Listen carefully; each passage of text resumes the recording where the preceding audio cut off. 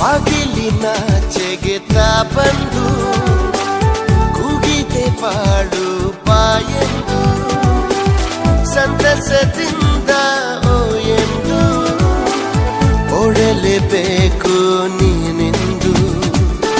ಸಾವಿರ ಕಣ್ಣಿನ ನವಿಲಾಗಿ ನಿಂತಿದೆ ಸಮಯ ನಿನಗೆಂದು ಕಣ್ಣನು ತೆರೆದು ಹಗುರಾಗಿ ನೋಡಲೇಬೇಕು ನೀ ಬಂದು